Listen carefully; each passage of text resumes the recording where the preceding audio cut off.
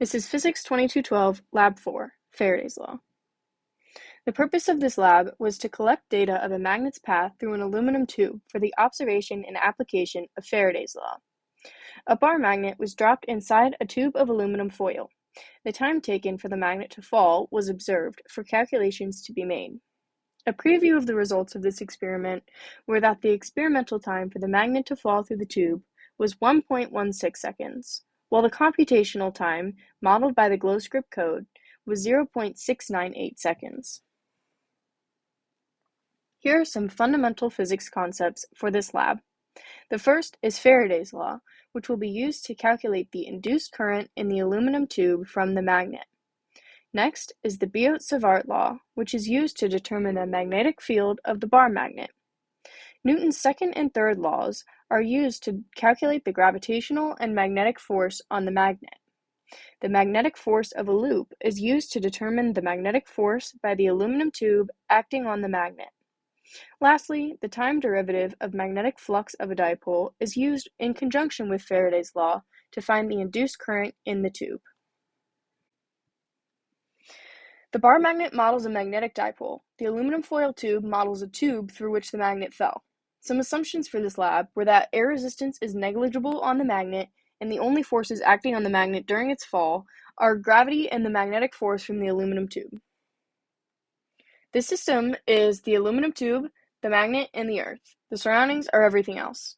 First, I identified the north pole of the bar magnet using a magnetometer app. Next, I set up a camera to record for timing purposes. Lastly, I dropped a magnet through the aluminum tube 5 times, recording the time it took for the magnet to fall for each trial. On the right, you can see the tube measurements. These were used in the GlowScript code. The mu for the magnet is 3.5, and this was found from Lab 2.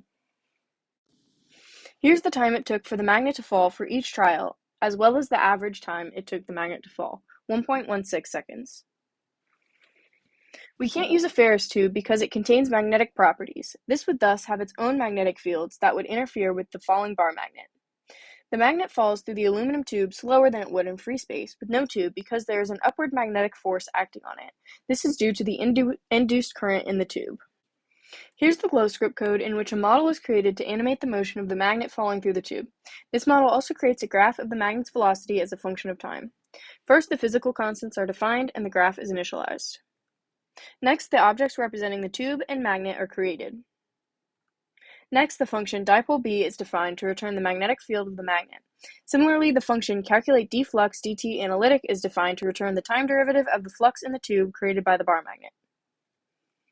The gravitational force on the magnet is calculated. Next, the magnetic force from the tube on the magnet is calculated. Finally, Newton's second law was applied to calculate the changing velocity and position of the magnet through the tube. Here's the model created by the code of the tube and the magnet. The red and blue represent the south and north poles of the magnet in its motion.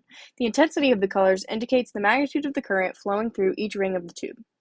The graph on the right is the velocity versus time graph of the bar magnet through the tube.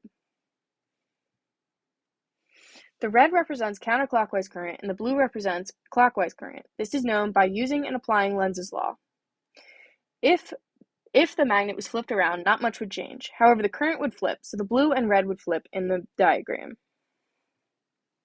The computational model takes less time to fall than in real life. The computational system could be made more accurate by using a magnet with a stronger mu. When the mu is increased, the magnet takes longer to fall through the tube in the model.